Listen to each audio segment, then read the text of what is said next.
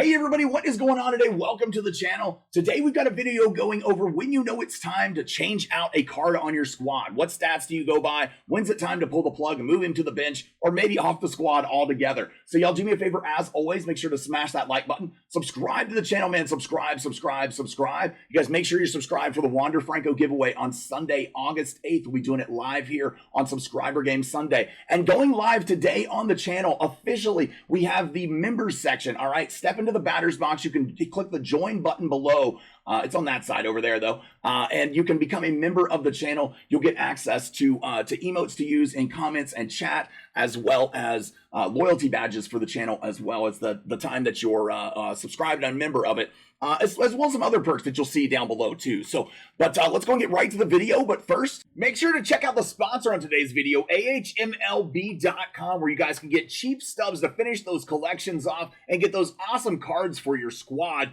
Use code BIG at checkout for 5% off. All right, you guys, so how do you know when it's time to change a player or swap a player out on your squad? All right, we got a lot of awesome cards here in the last couple weeks added to the game. I mean, insane content that we got added.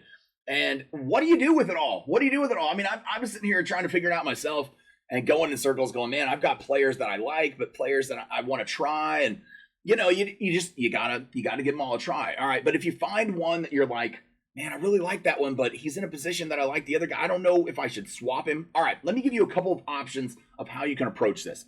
What I typically do, and yeah, look, I'm a little older, so don't knock me for this. I know average is not the most important stat. All right, I get that, and I'm not trying to claim it is. A lot of times, though, I will judge a player based on their average that I have with them in the game. All right, like here's a Kyle Schwarber card. Through 130 plate appearances online. Let me move my camera out of the way so you guys can see this. We're going to be covering some stats here so you guys can see this.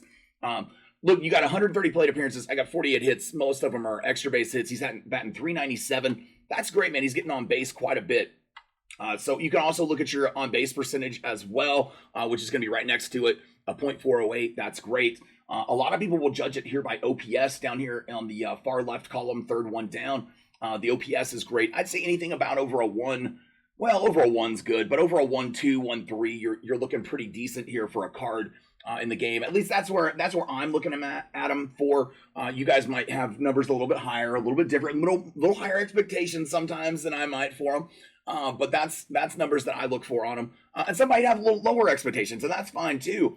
Now, some people like to just play with cards that they love, players they loved or players they grew up watching, and they just came to love those players. And that's, dude, more power to you. More power to you. A lot of people, they'll like to play with the most competitive team possible because they play a lot online and they want to be able to compete. So that's something that I look at for that. I heard a lot of different opinions of what people look for. I'm always trying, and I get this question asked quite a bit. You know, should I choose this card? We get new inning programs that come out. I get this asked on the channel, should I choose this card or this one or this one? There's 3 options. Well, it's hard for me to choose for you not knowing your squad, and it's not just not knowing what players you have. It's also not knowing how you play with each one of those players. So what I typically tell people is always be looking to replace the weakest link on your squad at any time, all right? There's always going to be a weakest link, period. There's just at any given time, there's always going to be one.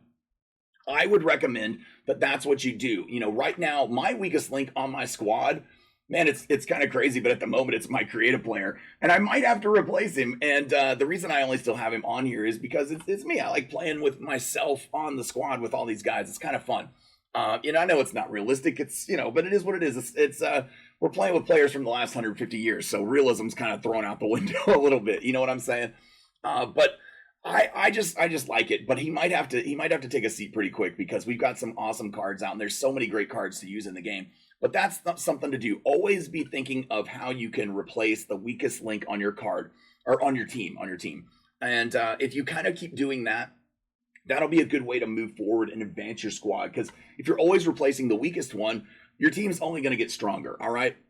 And that may involve getting rid of some cards sometimes that you like, you know, but at certain points, they're going to become the weak link. I recently had to sit Chipper Jones down. He was batting below 200 or below 300 for me.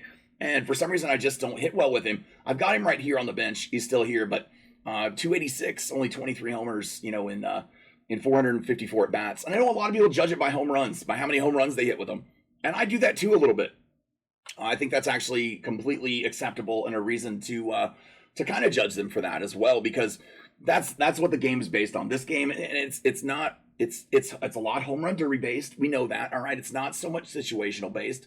You're going to be out there going to hit home runs. That's kind of how you have to win and be successful in this game. But now pitchers is a completely different option, and let's cover how you can figure out when it's time to replace a pitcher. All right, you guys. So we've had a lot of great cards and a lot of pitchers added to the game here recently, and a lot of those pitchers, you're not going to be able to use all of them. You're not going to be able to use all of them. All right. There's a lot of bullpen pitchers, a lot of starting pitchers. So how do you judge a pitcher and how you get rid of that pitcher? All right.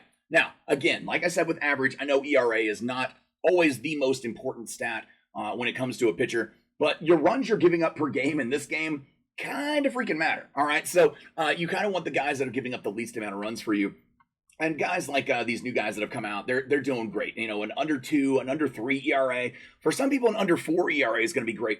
I'm not a person that scores a ton of runs. I pitch better than I hit. So anything under a 3 is pretty good for me. This DeGrom card's been great. Obviously, we know some of these others that are really good. Let's go look at ones though that haven't been maybe as good, and they've been a little bit higher up there, like a Fernando Valenzuela. All right, I've got a 5.65 ERA with him, and I was 4-2. I didn't really enjoy this card all that much.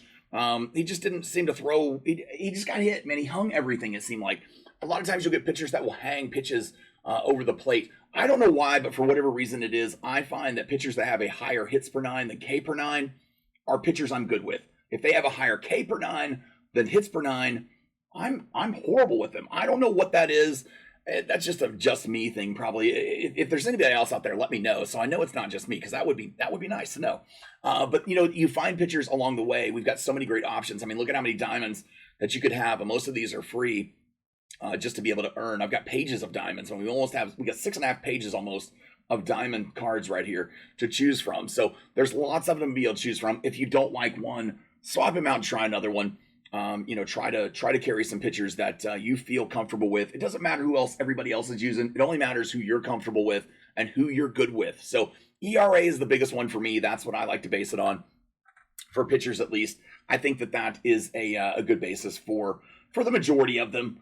I don't. You can look at wins and losses. Obviously, if you've got a good ERA but you're still taking losses, then you might want to look at something. It could be your hitters too. You might not be scoring runs. So hopefully that gives you guys some options and some reasons to understand and know how to kind of move your squad around with all these great cards that we've got that have been coming into the game here in the last couple weeks. We're going to move myself down here to the corner so you guys can see that. It's a good squad. Why would you not want people to see it, right? It's a great squad. But I hope you guys enjoyed the video today. I hope this helps you out.